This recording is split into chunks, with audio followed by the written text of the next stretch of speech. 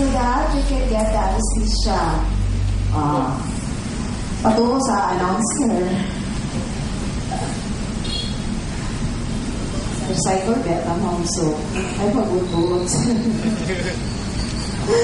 Okay. Okay, you offer the Cytocaine and offer to insert. Okay, now. So the doctor now will anesthetize na the area.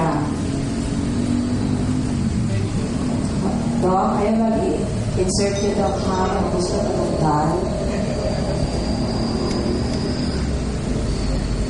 So the doctor now will place the eye sheet. Okay, like that. And then anesthetize the area.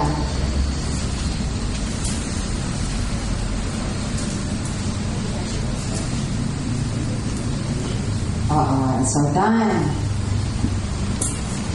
So you will have to assist the doctor in inserting the needle, okay, in L2 and L4 interspaces.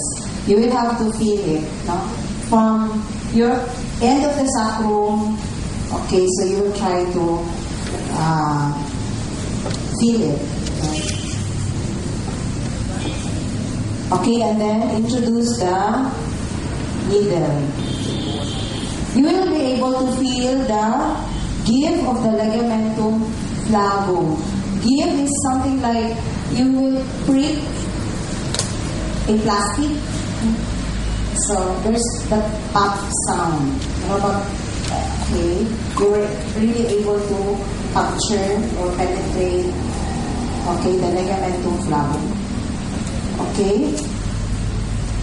And the needle will enter now the subarachnoid space, and then the doctor, of course, will have to obtain, okay, the fluid or your cerebrospinal fluid. And it is also therapeutic because anything can be released, no, like pressure, okay, within your subarachnoid space and the brain. Instruct the client to breathe quietly, not to hold his breath or strain, and not to talk. Attach spinal manometer. Attach sa doc. Una-una nga na diha. Ayos ha? Paulat din sa ako.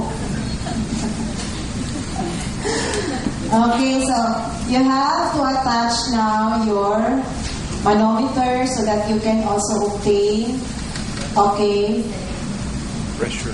Okay, the pressure.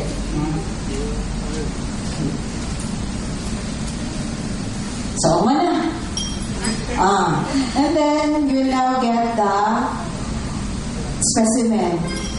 Naman ako doon. Lugal kayo mo. Specimen ako doon.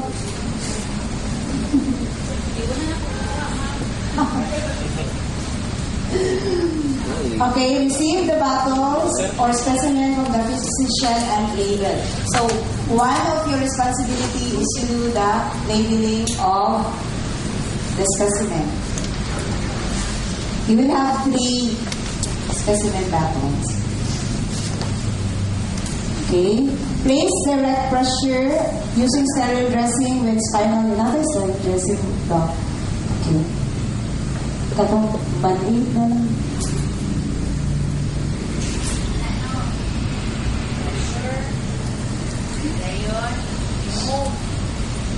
Why will you apply pressure in the area? Puncture wound. Okay, avoid bleeding. Stop the bleeding. Instruct the client to lie flat on bed for at least 4 to 6 hours.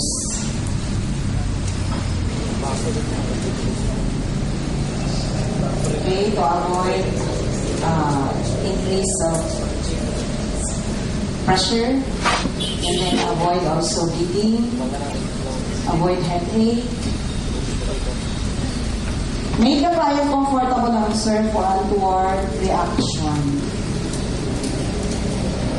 And then take the vital signs. Compare it with your baseline vital signs.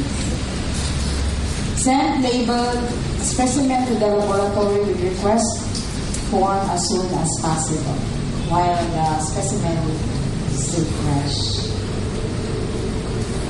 Aftercare of the equipment.